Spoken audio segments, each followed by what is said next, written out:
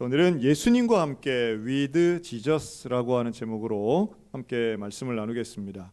사실 오늘 읽은 마태복음 11장의 이 본문, 수고하고 무거운 짐진 자들아 다 내게로 오라. 근데 유명한 말씀이죠. 사실 우리 인생에 누구나 짐을 지고 있다라고 하는 측면에서는 짐 없이 살아가는 사람은 이제 없을 거라고 생각합니다. 다만 그 짐이 의미하고 있는 바, 또 나에게 얼마나 무거운가라고 하는 정도의 차이는 분명히 이제 존재하는 거죠. 여러분, 무거운 짐, 어느 정도가 무거운 짐이 될까요? 무겁고 가볍고는 상대적 개념입니다. 이렇게 한번 예를 들 수 있겠어요. 여러분, 10kg짜리 가방은 무거운 걸까요? 가벼운 걸까요? 아마 어떤 분에게는 그게 무겁다고 생각할 수 있고요. 어떤 분에게는 별로 안 무거운데? 라고 생각하실 수도 있을 겁니다. 만약에 그것이 그 10kg짜리 가방이 이삿짐이라고 생각하면 그거 가벼운 걸까요? 무거운 걸까요? 이삿짐 전체가 그거 하나라고 생각하면 아마 대부분 무겁다고 이야기하지는 않을 거라고 생각합니다. 즉, 무거움과 가벼움은 상대적 개념이라는 거예요. 그리고 또 하나가 있죠. 어떤 조건이냐 하면 바로 그 가방을, 그 짐을 드는 사람의 능력에 따라서 무거움과 가벼움은 다를 수 있습니다. 내가 능력이 있고 힘이 있으면요, 웬만한 건 별로 무겁지가 않죠. 하지만 힘이 없으면 아주 모든 것이 대부분이 무겁게 느껴질 겁니다. 우리가 인생에서도 이런 원리를 조금만 생각하면 나의 짐이 참 무거워라고 하면 짐 자체가 크고 무거울 수도 있고요. 내 상태가 약하고 힘들 수도 있더라는 거예요.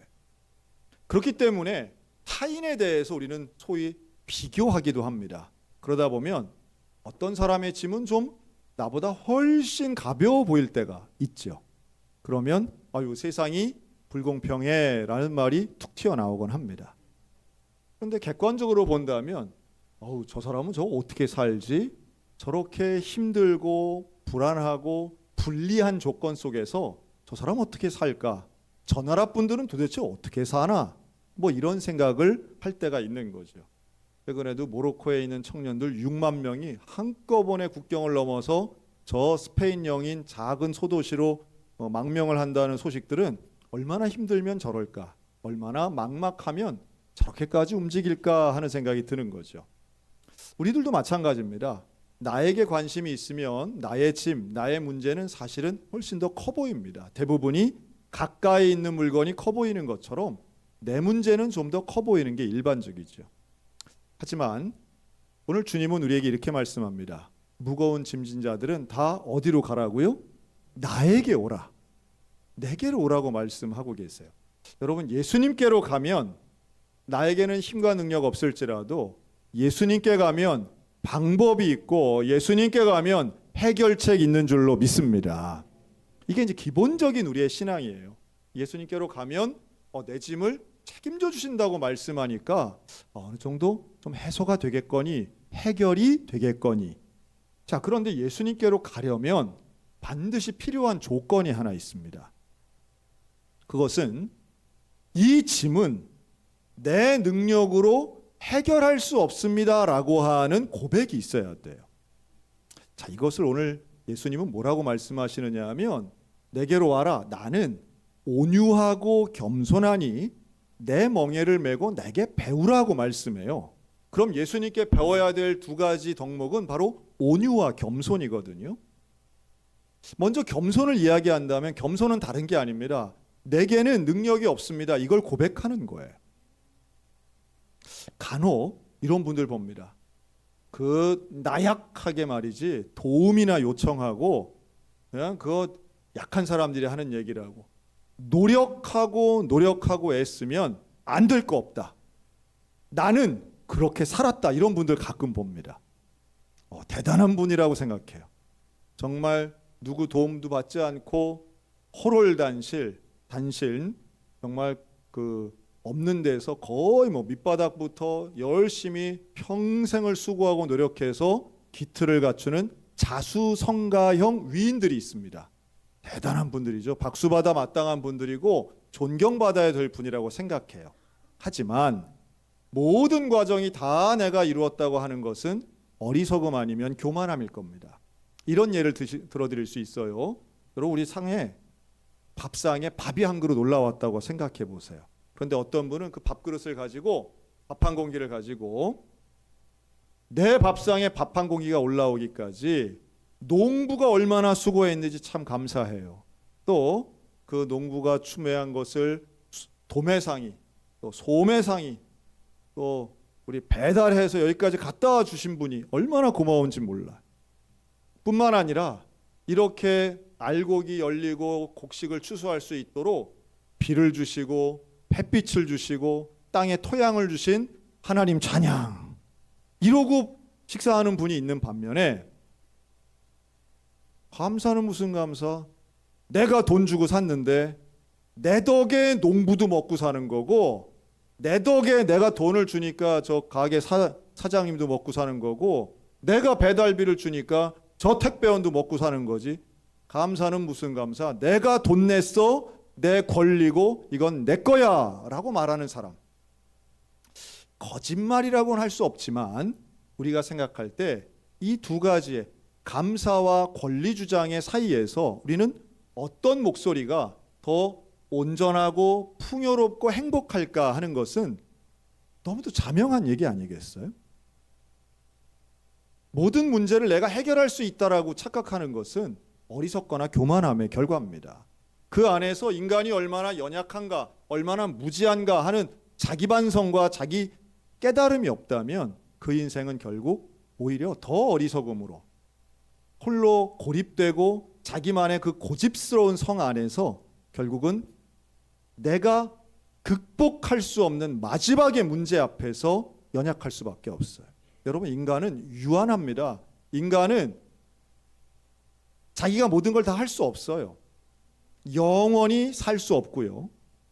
영원히 모든 에너지와 모든 재정을 계속해서 가질 수 없고요. 모든 관계를 다 내가 통제할 수 없습니다. 인간은 참 유한한 존재예요. 이걸 깨달으면 내게 있는 짐들, 즉 내가 마땅히 해야 할 어떤 책임감, 의무감, 그리고 사람에 대한 것, 가정에 대한 것, 내가 책임지고 있는 공동체나 직장에 관한 모든 짐들을 사실은 나 혼자는 할 수 없음을 고백해야 됩니다. 그리고 그 고백이 결국은 겸손한 모습으로 누구에게 나가느냐 하면 예수님께로 나아가는 발걸음이 돼야 될 줄로 믿습니다. 오늘 우리는 그 발걸음으로 이 자리에 나왔다고 저는 생각해요. 매주마다 우리가 모여 예배드리는 이유가 무엇입니까? 예수님께로 가기 위해서예요. 예수님과 함께 하기 위해서죠. 예수님께로 가서 예수님과 함께 하면 그 가운데 주님이 약속하신 놀라움의 은혜를 누리는데, 그것을 오늘 주님은 쉼이라고 말씀합니다. 쉼. 여러분, 이 쉼은 아무것도 안 하는 게 아니고요. 예수님과 함께 하는 것이 예수님이 약속하신 쉼과 안식인 줄로 믿습니다. 그러면 나 혼자 수고하고 무거운 짐을 지고 있을 때는 힘들어요. 막막해요. 방법이 없기 때문에 불안해요. 두려워요. 그런데 예수님께로 가면 그 짐을 맡아주시겠다는 거잖아요. 그 짐을 맡아주시면 겸손한 태도로 주님 앞에 나갔더니 예수님이 그 짐을 맡아주시면 놀랍게도 우리에게는 쉼을 누리는데, 그 쉼을 누리면서 예수님을 닮아갈 때 우리의 성품은 온유함을 경험하게 될 줄로 믿습니다. 그렇죠? 예수님께로 간다고 해서 우리가 순식간에 무슨 떼부자가 되고 내 빚이 싹 사라지고 내 질병이 하루아침에 낫고 이런 경우는 거의 없죠. 그런데도 불구하고 예수님이 약속하시는 이 안식은 분명히 존재하는데, 그 평안함, 광야에서도 평안하고 고통과 고난 속에서도 일상 속에서 누리는 그 예수님과 함께하는 안식이 무엇인가? 그게 바로 온유함입니다. 여러분, 예수님께 나의 짐을 맡기고 온유함의 안식을 누리는 일상의 축복된 성도들 다 되시기를 우리 주님의 이름으로 축원합니다.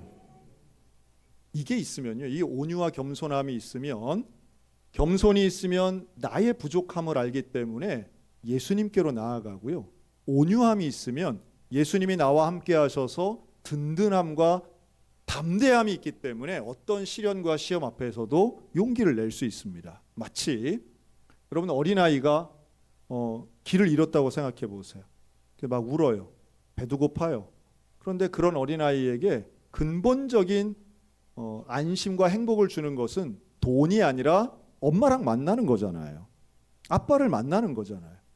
그래야 이 불안함과 두려움이 해소되는 것이지 누가 돈 준다고 해결되겠습니까? 우리의 인생도 마찬가지입니다. 우리가 필요한 것은 많아요. 공급되는 것은 공급돼야 될 것도 많습니다. 하지만 그 가운데 제일 중요한 것은 나의 구주이신 예수 그리스도와 함께하는 인생이 가장 담대하고 확실한 온유한 쉼이 됨을 믿으시기 바랍니다. 사실 올여름 극한 폭염, 뉴스에서 이런 단어를 처음 들어봤습니다. 극한 폭염. 그런데 이런 여름에는 저는 인류 역사에서 사람이 발명한 모든 발명품 중에 1등은 단연 저는 에어컨이라고 생각합니다. 그냥 제 개인적인 의견이니까 뭐 불편하시면 동의 안 하셔도 상관은 없어요. 어릴 때부터 이 에어컨이 너무 신기한 거예요. 이 기계에서 뜨거운 바람이 나오는 것은 뭐 정확하게 구체적으로 몰라도 대충 원리를 알겠는데, 이 찬바람이 나오는 거는 아무리 생각해도 원리가 이해가 안 되는 거예요. 제가 확신할 수 있는 건 저만 그런 건 아니라는 걸 저는 확실히 알고 있습니다. 그렇죠? 그냥 다만 모르지만 그냥 덮어놓고 시원한 게 시원하면 됐지 뭐 원리까지 뭘 아나. 텔레비전도 모르는데 이제 이런 생각 같죠? 여러분, 이 에어컨은 누가 언제 만들었을까요? 이 에어컨은요 1902년에 만들어졌거든요. 상당히 오래됐습니다. 미국에 있는 뉴욕 브루클린이라고 하는 지역에 살던 이 윌리스 캐리어라는 25살 청년이 만들어낸 겁니다.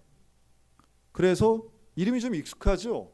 우리 에어컨 이름이, 에어컨 회사 왜 캐리어 에어컨 있잖아요. 그 이 사람 이름을 딴 거예요. 이런 이름들 좀 있는데요. 전기를 발명한 게 우리가 이제 에디슨도 전기 발명했다고 하지만 동시대에 또 다른 형태, 직류와 교류가 있으니까요. 또 다른 형태의 전기를 발명한 사람의 이름을 따서 우리는 자동차 회사로 알지만 테슬라라고 하는 이름이 있습니다. 그 사람 이름이에요. 뭐 그런 거 많습니다. 사람 이름 따서 만들어낸 브랜드들이 많은데요. 에어컨은 단연 캐리어죠. 그런데 이 율리스 캐리어는 25살에 이걸 어떻게 만들었냐 하면, 당시에 뉴욕에서는요 이 인쇄 공장에서 일했습니다. 이 캐리어가. 근데 이제 컬러 인쇄를 하는 이 도시에서 당시에 뉴욕, 지금도 그렇지만 바닷가가 옆에 있기 때문에 습도가 높은 거예요. 그러다 보니 인쇄소에서 최고 고민은 이게 너무 습도가 높아가지고 여름에 이게 색깔도 안 먹고 또 종이도 눅눅해지고, 이 문제를 어떻게 해결할까가 이 인쇄소 사장님과 모든 직원들의 이제 뭐 공통적인 의견이지만 그냥 부채질하는 거 외에는 방법이 이제 없는 거죠. 자, 그러다가 이 윌리스 캐리어가 당시 기차역에 갔는데, 기차가 이 증기기관 열차였어요. 기차가 도는 것을 보는데 증기가 막 나오고 연기가 이제 확 나는 거죠. 옛날 기차예요. 그런데 보니까 그 기차의 화물칸 옆에 엔진이 있는 부분이에요. 보니까 이 쇳덩어리로 된 화물칸 열차에 물기가 확 묻어 있는 걸 보게 됩니다. 당연히 증기가 빠져나가면서 또 생기는 현상이기도 하지만 우리가 일반적으로 아는 결로 현상이 발생한 거예요. 우리가 왜 차가운 음료수병 이렇게 들면 컵에, 유리컵에 이렇게 바깥쪽에 물이 맺히는 것처럼, 또 이 바깥에 비가 안쪽과 실내와 실외가 기온차가 나면 이렇게 물이 흐르는 현상, 이걸 결로 현상이라고 하는데요. 이걸 딱 발견한 거죠. 아, 그렇구나. 그런데 이 결로 현상은 그 주변에 있는 공기 안에 있는 습기가 다 모여서 물처럼 흐르는 겁니다. 이때 캐리어의 생각이 뭐가 번쩍 들었느냐 하면, 이렇게 결로 현상을 만들어낼 수 있으면 이 공간 안에 있는 습기가 다 저기로 붙어버리겠구나. 이걸 생각해냅니다. 오늘 목사님이 뭔 얘기를 하는 거야? 뭐 갑자기 성경 얘기하다가 갑자기 왜 에어컨 얘기를 하다 왜 저러는 거야? 여러분, 제가 에어컨의 원리를 이보다 더 쉽게 설명할 수는 없다. 그런데 뭐 관심이 없으니까 그냥 그런가 보다 하고 그냥 넘어가는 거죠. 이해가 안 돼도 상관없습니다. 이제 그래서 이제 만들어냈다는 거예요, 에어컨을. 오늘 찬바람 쐴 때마다 이런 과정이 있었구나. 참 신기하기도 하고 천재 아니겠어요? 120년도 더 전에 이런 생각을 해서 그것을 실제로 기계로 구현해냈다는 건 참 놀라운 일입니다. 우리는 좀 이해도 안 되는 원리를 가지고 실제 구현한 건 얼마나 놀라운 천재예요. 그래서 이걸 만들어내서 습도를 제거합니다. 처음에는 습기 제거용으로 만들었는데 이게 공기가 순환되면서 오히려 찬바람이 나오는 걸 알게 된 거예요. 그래서 에어컨이 만들어집니다. 에어컨을 쿨 에어 머신이라고 안 하는 이유가 여기 있는데요. 이 에어컨은 공기를 제습시키고 습도를 없애고 공기를 순환시키는, 그래서 공기 상태를 변화시킨다, 이래서 에어 컨디셔너가 원래 이름이에요. 그걸 우린 줄여서 에어컨이라고 하는 거죠. 그래서 윌리스 캐리어는 이 에어컨을 만들어서 돈을 법니다. 사업체도 만들었어요. 그런 최초의 에어컨은요, 이 앞에 있는 강대상보다도 훨씬 컸습니다. 무게가 1톤이나 됐어요. 이것을 기업체에 또 백화점에 납품을 하기 시작합니다. 최초 모델이다 보니까 사람들에게 환호는 받고 가격도 상당히 높았지만 고장도 많았습니다. 문제가 발생하죠. 그리고 이런 문제에 결국은 해결할 수 없는 문제 앞에 봉착하게 됩니다. 당시에 이 캐리어는 이제 신앙이 있는 기독교인이었는데요. 하나님 앞에 기도했다고 그러죠. 하나님, 이 문제 어떻게 해결하면 될까요? 제 사업이 망하게 생겼습니다. 그때 여러 사람들과 데일 카네기 같은 이런 유명한 학자들의 도움도 받아서 그가 생각해낸 의사결정 과정 3단계가 있는데 이게 오히려 에어컨 만든 것보다 나중에 더 유명해집니다. 인간관계론 이래서 그 나온 데일 카네기의 책에 여러 차례 소개가 되면서 사실은 이 캐리어의 법칙이라고 하는 게 더 유명해지는데요. 뭐냐 하면 첫째는 어떤 어려운 상황이 발생하든 최악의 상황을 생각하라는 거예요. 가장 안 되는 거. 긍정과는 좀 포지티브 띵킹과는 좀 반대죠. 가장 안 되는 걸 생각해라. 두 번째는 그런데 그 최악의 상황에서도 내가 할 수 있는 게 무엇이 있나 연구해봐라. 세 번째는 그런데 그것도 다 안 될 때, 어떤 것도 할 수 없이 정말 내가 할 수 없는 게, 할 수 있는 게 아무것도 없을 때, 그때는 하나님의 뜻이라 생각하고 수용해라, 이거예요. 단순한 논리죠. 최선을 다하지만 안 되면 인정하라는 거예요. 자, 이러면 이게 뭐에 좋을까요? 결국은 실패 때문에 사업만 실패하는 거죠. 실패가 인생을 실패하도록 두지는 말라는 거예요. 어떤 특정한 사안에 잡혀서 인생 전체를 그냥 생명을 포기하거나 이러지는 말라는 뜻이죠.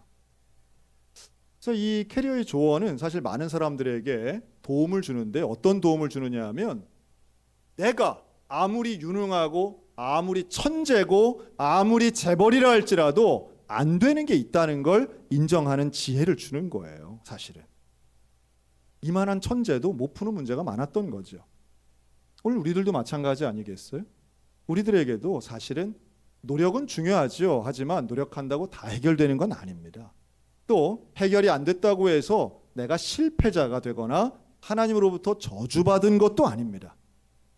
이해는 다 못할지라도 주의 뜻을 수용하는 것, 때로는 사랑하는 사람과 죽음을 통해서 헤어지거나 이해할 수 없는 질병 때문에 고통당하거나 또는 남들과 비교해서 내가 용납되지 않는 빈궁에 처한다 할지라도 우리는 하나님 앞에 저주하고 원망하며 내 인생을 나락으로 보내는 것이 아니라 하나님의 뜻을 이해하고 주님 앞으로 나아가는 오히려 겸손의 태도를 가지고 어떤 상황이든지 온유함을 잃지 않는 것이 예수님과 함께하는 저와 여러분에게 주어진 놀라운 은혜인 줄로 믿습니다. 그래서 하나님께로 나아가는 사람들은 결국 이런 은혜를 경험하는 거죠. 근데 나아가는 방법은 하나밖에 없는 것 같아요. 겸손해야 됩니다. 모세에게 있어서의 짐은 히브리인 200만 명을 이끌어가야 하는 짐이었어요. 그 모세는 하나님 앞에 신발을 벗고 무릎을 꿇습니다.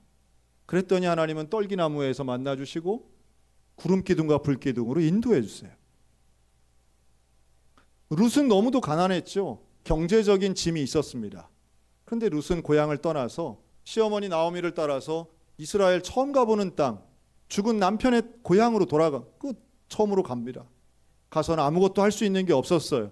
하지만 그가 할 수 있는 건 오직 하나, 어머니를 사랑하고 어머니가 믿는 여호와 하나님 앞에 겸손히 기도할 뿐이었어요. 그랬더니 막막했던 그녀의 인생 앞에 보아스가 등장하죠. 그리고 그 보아스는 사실상 구약에 몇 번 나오지 않는 예수님의 표상과 상징이 됩니다. 세상에서 제일 똑똑했던 왕 솔로몬, 그는 왕이었고 부자였고 제일 똑똑했습니다. 하지만 그런 솔로몬조차도 하나님 앞에 기도할 때는 기브온 산당에서 1000번제를 드리면서 나는 어린아이와 같은 존재입니다. 나는 혼자 출입도 못합니다. 하나님 앞에 납작 엎드려서 하나님의 도우심이 아니면 나는 단 하루도 온전히 살 수 없습니다. 고백했더니 그의 기도가 여호와 하나님 앞에 합한 기도가 된 줄로 믿습니다. 여러분, 누가 은혜를 받고 누가 하나님을 만납니까? 누가 예수님과 함께 살 수 있겠습니까? 나를 낮추고 겸손한 성도입니다. 그리고 하나님과 함께하면, 예수님과 함께하면 놀랍게도 그 예수님의 온유와 겸손을 배워서 예수님과 함께 멍에를 지고 나아가는 놀라운 기적의 주인공이 된다고 약속하고 계세요. 사랑하는 성도 여러분, 우리 오늘도 나의 교만한 마음을 좀 내려놓고 예수님께로 걸어가는 고백의 발걸음이 있으시기를 주의 이름으로 축원합니다. 저는 그 발걸음의 시작이 이번 목요일부터 시작하는 전교인 수련회라고 생각합니다. 이번 전교인 수련회 많은 분들이 좀 신청하고 해주셨고 이미 300명을 훌쩍 넘었고요. 그런데 내일부터 우리는 특별 새벽 기도회 합니다. 여러분, 오늘 읽은 본문은 마태복음 11장이죠. 그런데 이 11장이 되기까지 1장부터 10장 마태복음의 앞부분이 있는데요. 내일 새벽부터 저는 총 10번의 설교를 준비했고 실행합니다. 그 10번의 설교를 새벽에도 또 수련회 때도, 수련회 아침, 수련회 저녁 집회, 개회 폐회 때 하게 되어 있어요. 그 10번의 설교를 통해 시리즈를 가지고 여러분과 함께 나누는 은혜는 결국 하나님과 함께하는 것, 예수님과 함께하는 것, 성령님과 함께하는 거예요. 그 약속이 성경에 가득하고요. 마태복음 초반부에는 바로 우리가 어떤 인생을 살아갈 때, 어떤 태도를 가질 때 예수님과 함께 할 수 있는가입니다. 예수님과 함께하면 우리의 짐을 맡아주시는 그 구주 되신 예수님이 나에게 약속의 말씀을 주시는 거예요. 너의 짐 내게 맡겨라. 내가 너 수고하는 거 다 안다. 내가 너의 짐이 얼마나 무거운지 잘 알고 있다. 너에겐 그 짐을 감당하고 해결할 만한 능력이 없는 것도 내가 잘 알고 있어. 네가 얼마나 그동안 지쳤고 힘들었고 외로운지를 내가 잘 알고 있다. 사람의 짐, 인생의 짐, 그리고 앞으로 미래를 봐도 막막한 것 같은 그런 인생의 짐을 내가 책임져 주겠다. 내가 너의 짐을 대신 맡아주겠다. 여러분, 예수님께 맡기는 것 위대한 일입니다. 우리는 이것을 믿음이라고 말하죠. 그냥 되는 거 아닙니다. 예수님께 맡긴다는 건 말로 되는 게 아닙니다. 인생의 결단이 필요한 일이고요. 믿음이 없으면 불가능한 일입니다. 그런데 놀랍게도 그 믿음이 있으면 나를 십자가에서 피 흘려 죽으심으로 나를 구원해 주신 그 예수님 앞에 내 인생을 맡기면 나는 놀랍게도 온유한 쉼을 누리게 될 줄로 믿습니다. 그 예수님과 일생을 동행하는 저 여러분들 가운데 하나님의 놀라운 약속된 축복, 포기하지 않고 기도하여 하나님을 만나고 예수님께로 향하는 그 귀한 발걸음 위에 평생을 예수님과 함께하는 저 여러분들 다 되시기를 주님의 이름으로 축복합니다. 아멘. 기도하겠습니다.